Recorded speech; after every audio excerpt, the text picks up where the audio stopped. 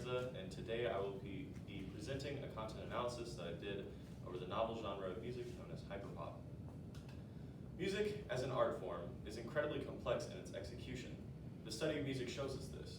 Modality, key, tempo, time signature, and more are all near objective factors taken from a song and analyzed to draw correlation and conclusions from released tracks. Western musicology has showed us that these things can be analyzed efficiently and with a high degree of precision. There are some elements of music, however, that a human cannot objectively verify. Energy, danceability, and more are factors that can help lead researchers to create conclusions about a song's possible success. It is difficult for a researcher to decide a song's energy without having a degree of bias. To remove bias from the analysis of subjective factors, novel methods have been created for this purpose. Spotify Technology SA has released its Web API, or Application Programming Interface, platform for users, use by developers and the public to gain insight into how their Spotify platform of over 70 million music tracks uses musical correlational analytics to analyze a given song's audio features and recommend similar music based on such. With a tool such as this, researchers can use the data gathered for typically subjective material with an objective method to correlate it to a song's potential success. My research makes use of Spotify's Web API to correlate data gathered from the novel music genre of hyperpop, specifically songs placed on Spotify's curated hyperpop playlist, to find predictors of success and better define a genre that is rapidly changing and has only been categorized as such within the last 2 years. Hyperpop is described by Moreo Ogunbayo of Valley Magazine as a morphing of the EDM and techno and traditional pop music genres. In the same article, a Reddit post is quoted describing hyperpop as experimental music that pushes pop themes and tropes to parody with some dance and electronic undertones. Ogunbayo goes on to write, quote, "Parody is key to the genre, as it often pushes music boundaries with a randomness that almost feels reckless," end quote. For the sake of a running definition, hyperpop can be described as having solid characteristics of the pop and electronic music genres, with an emphasis placed on parody and execution. These characteristics are generally accepted when describing the genre, although because of the novelty of its success and inception, exceptions can and have been made. Loudness, a pioneer of the hyperpop genre and one half of the duo 100 gecs, makes a note of this fluidity in an interview with the New York Times, stating, quote, "I think hyperpop has evolved to be a flexible enough term that I'm not as hesitant anymore to rep it at an arm's length. It seems like it's becoming more encompassing of many things," end quote. Because of the fluidity involved in hyperpop's recent classification as a microgenre by the New York Times, it was chosen as a subject for my research. My findings attempted to create a more solid definition of the characteristics surrounding hyperpop and lay a foundation for future preliminary research on newfound styles of music. The methodology used, which will be described further on, shows itself to help make correlations between songs to classify them wholly. Another essential characteristic of hyperpop is its inclusiveness of LGBTQIA+ artists. As Ogunbayo puts it, quote, "Hyperpop's larger-than-life nature allows for a lot of diversity, especially in that of gender identity. Kim Petras, Laura Less of 100 gecs, and Sophie are all openly transgender women who have found success in the genre. Sophie, one of hyperpop's go-to figures, used the genre's voice masking techniques in her act long before she came out," end quote. This technique of voice masking can be seen from many artists throughout the genre and creates a distinction that hyperpop has made over other genres of electronic origin. Because of the genre's recent mainstream attention, little to no study has been done regarding hyperpop itself. However, extensive research has been done regarding music's success and what defines a hit. The issue with this research lies in the fact that most of it is done qualitatively. For a researcher to study music individually without an exact form of measurement creates an inherent error of bias. There is a use for this type of design, however. Nothing can be said objectively about the study trends. Quantitative methods of music analysis, such as the one outlined by Sean Ellis and Tom Engelhardt for visualizing a hit, helped inspire this research's form of analysis. The pairs method involved using groups of data gathered for pop music from visualization software and identified trends that lie within the data. The playlist used to obtain data for this research, Spotify's curated Hyperpop, was created in August of 2019, quote, "as a direct response to 100 gecs viral rise." Lizzie Savo, the playlist lead curator, had this to say in November of 2020 about the playlist creation. fact that so many people were talking about 100 Geck's debut album inspired us to look deeper and see if there were other artists making music like this that we didn't know about. End quote. Spotify itself had seen an interest in the rising genre and intended to find a way to place its most common factors together. To create a data set for this research, the first step of design was to decide the songs to be analyzed through Spotify's web API. Since the genre of hyperpop does not have a standardized chart that lists songs released based on success, as does with genres such as pop or R&B, songs had to have been chosen otherwise, although without bias from myself. To do so, data was obtained from the songs that were placed in Spotify's curated hyperpop playlist from December 13th, 2020 to February 28th, 2021. This playlist was chosen as various articles that introduced hyperpop had mentioned it as a basis for which a new listener could be introduced to the genre's sound. Each week, a full-page screenshot was captured that would list every song on the playlist in its current iteration. The playlist featured 192 tracks in the first screenshot, and the dataset was complete with 378 tracks. Although the variable of playlist placement was used to determine if a song would be in the dataset as a marker of success, another variable was used in Spotify plays. During the week of April 26, 2021, the number of plays for each song used from Spotify was noted in the Microsoft Excel spreadsheet, and that included the data.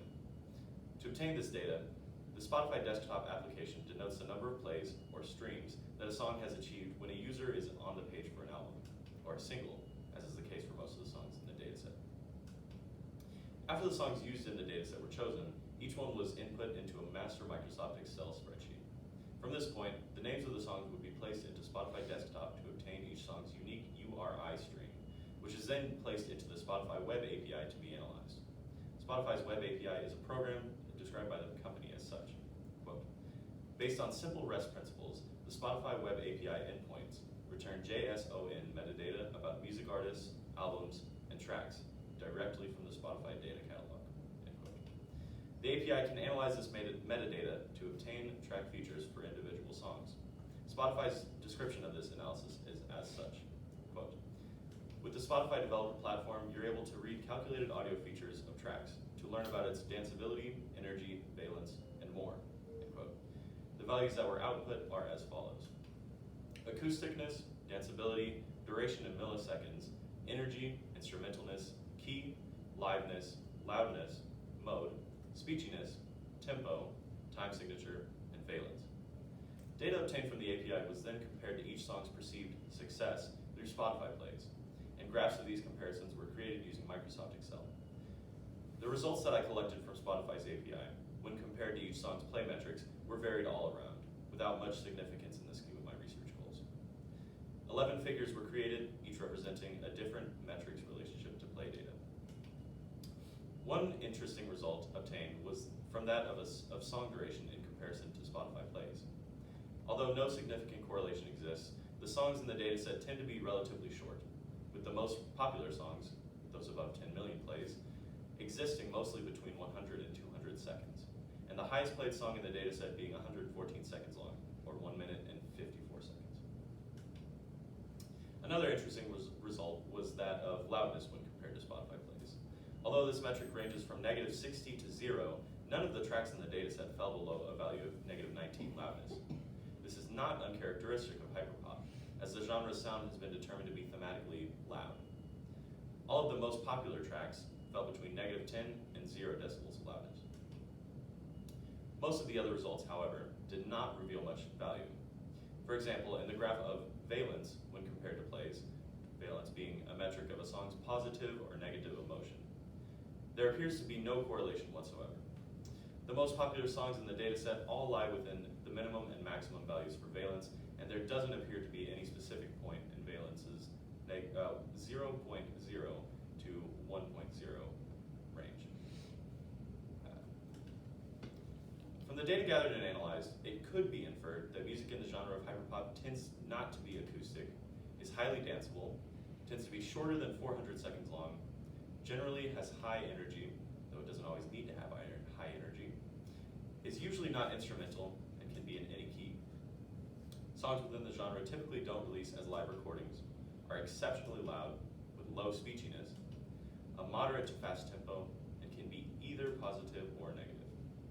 These results, however, need to be taken with a grain of salt, as the correlation values are far too low to prove any significance. I will now be discussing the limitations and implications for my research. One of the most significant implications faced lies in issues with the dataset used. Because there isn't a definitive definition for hyperpop, there wasn't an exact source of which to retrieve tracks for the dataset. As stated earlier, instead of looking to charts, a compromise was found in that of a curated playlist for the genre.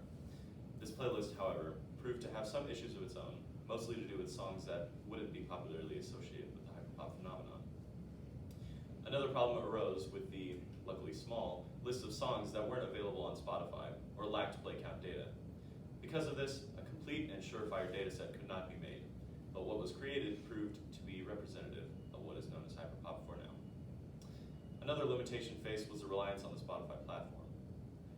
The API used was from Spotify, the song data gathered was from Spotify, and the view counts were from Spotify. Although Spotify is the second most used platform for music aside from YouTube as of 2020, there is a lack of representativeness when other platforms are considered.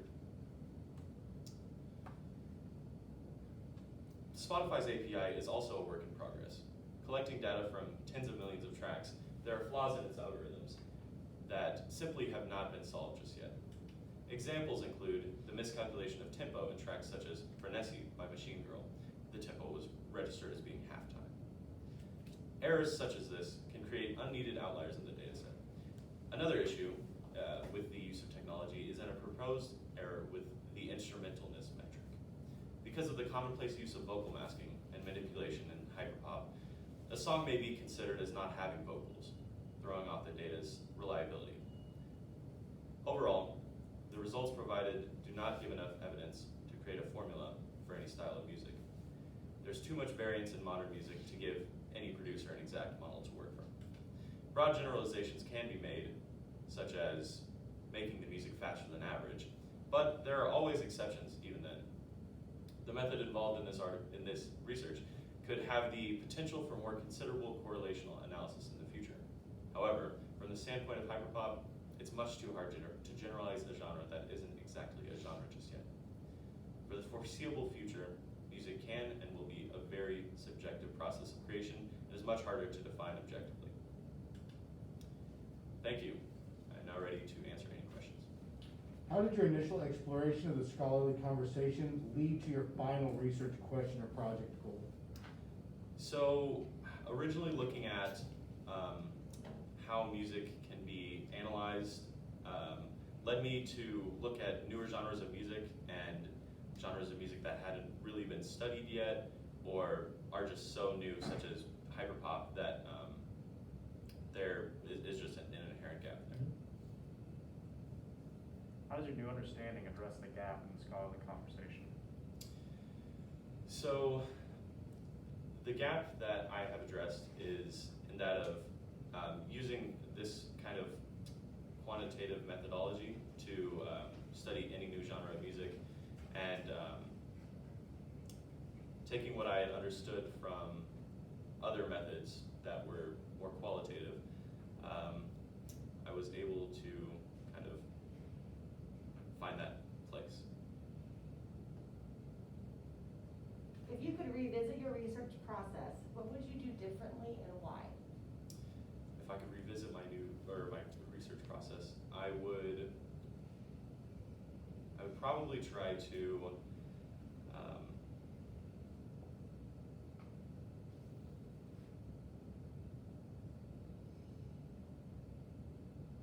sorry, could you repeat that? Sure. If you could revisit your research process, what would you do differently and why? All right.